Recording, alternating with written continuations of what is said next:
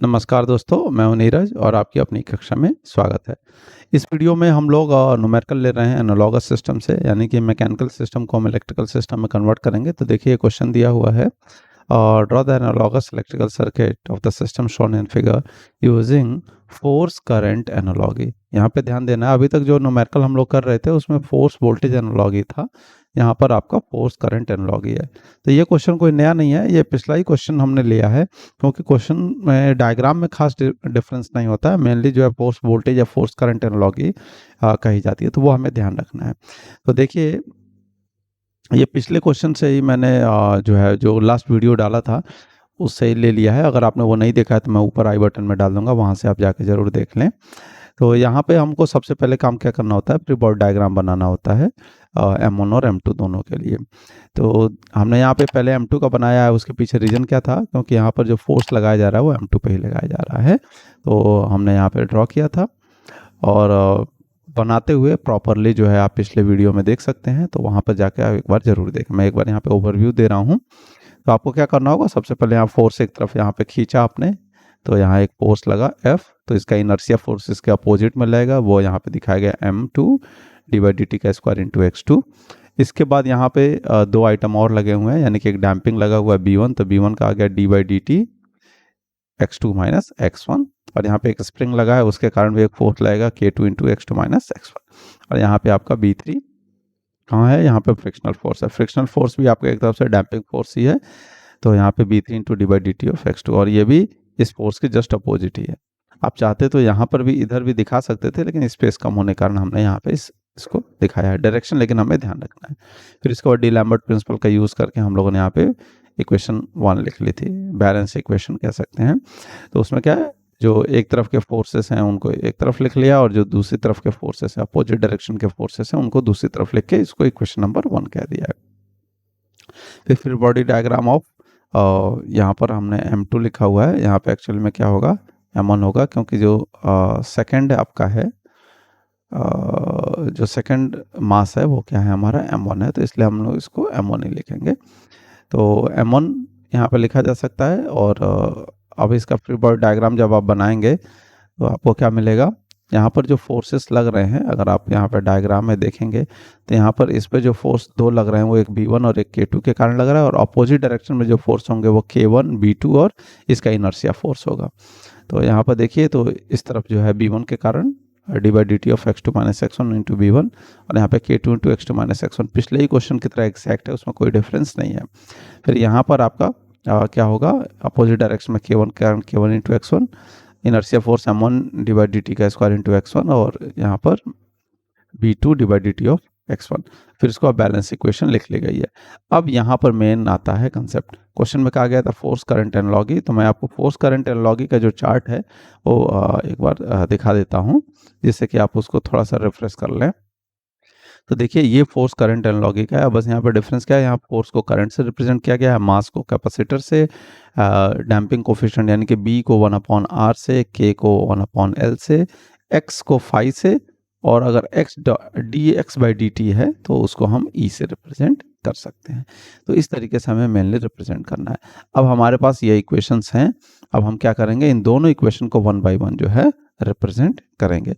सबसे पहले देखिए, मैं पहले इक्वेशन को लिख रहा हूँ। तो देखिए मैंने यहाँ पे फोर्स करंट एनालॉगी का इस्तेमाल करके लिख लिया इक्वेशन।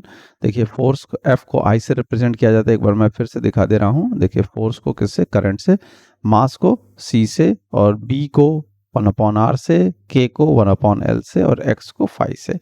तो उसको रिप्रेजेंट करना है। देखिए M2 को C2 लिख दिया हमने, X2 को phi2 लिख दिया है, B1 को 1/r किया जाता है, B को 1/r से तो 1/r3, और यहाँ पर सॉरी, यहाँ ये हिस्सा है, इसको मैंने इधर लिखा है, इस हिस्से को यहाँ पे लिखा, उसका रीजन अभी आगे वाले इक्वेशन में आपको समझ में आ जाएगा। तो 1/r3 इंटू phi2 आ गया यहाँ पे, और यहाँ पर क्या हो गया, 1/r1 into D of phi2 minus phi1, और K को 1/L से रिप्रेजेंट किया जाता है, तो 1/ यहाँ K2 है तो 1/L2 phi2 माइनस phi1।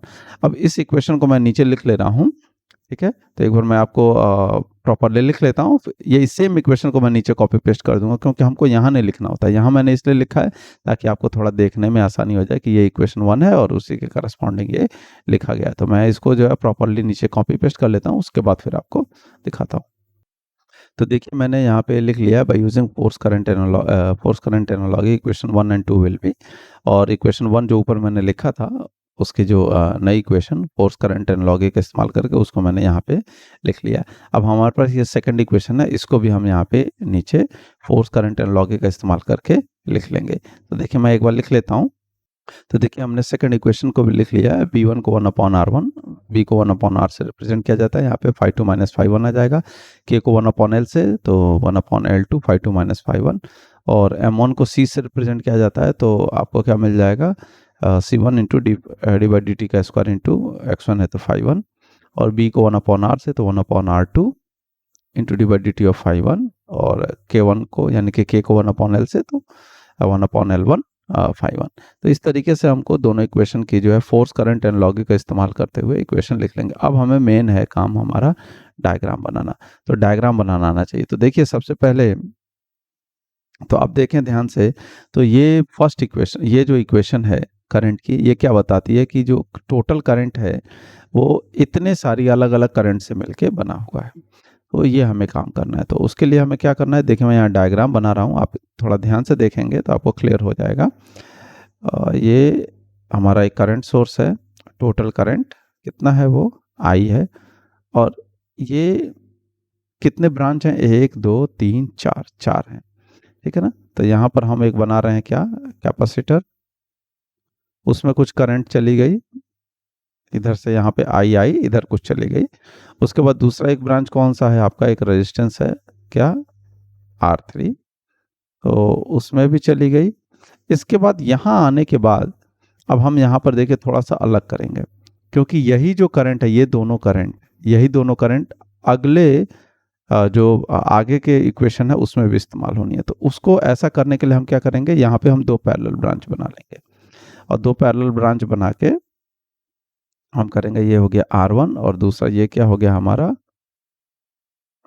ये हो गया आपका L2, और इन दोनों को आपस में ऐसे कनेक्ट कर लिया।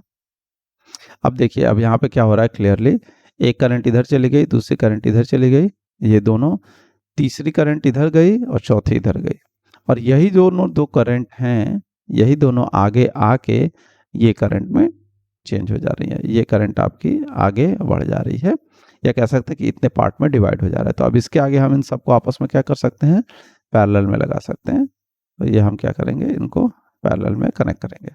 तो ये देखिए मैं कर रहा हूँ, ये हो गया आपका C1, उसके बाद दूसरा है आपका R2, और तीसरा क्या है हमारा इंडक्टर है, तो कितना है L1। तो इस तरीके से जो है हमारा पूरा का पूरा सर्किट डायग्राम बन जाएगा। बस आपको यहाँ पे ध्यान रखना है, जब फोर्स वोल्टेज एनालॉजी इस्तेमाल किया गया था तो वहाँ पे लूप एनालिसिस जो इक्वेशन मिल रही थी वो KVL मिल रही थी, और हमने लूप वाली जो है डायग्राम बनाया था। यहाँ पर हमको जो इक्वेशन मिल रही है वो KCL की मिल रही है, तो उसके अकॉर्डिंग करंट का डिवीजन हो रहा है, तो उसके अकॉर्डिंग हम लोग यहाँ पे इक्वेशन की मदद से सर्किट डायग्राम बना रहे हैं।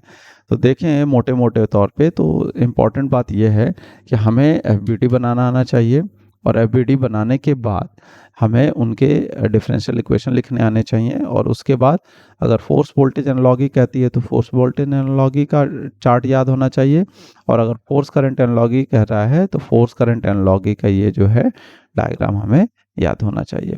उसके बाद हम लोग उन इक्वेशन को चेंज करने के बाद इन इक्वेशन को देखते हुए हम ये डायग्राम ड्रॉ कर सकते हैं।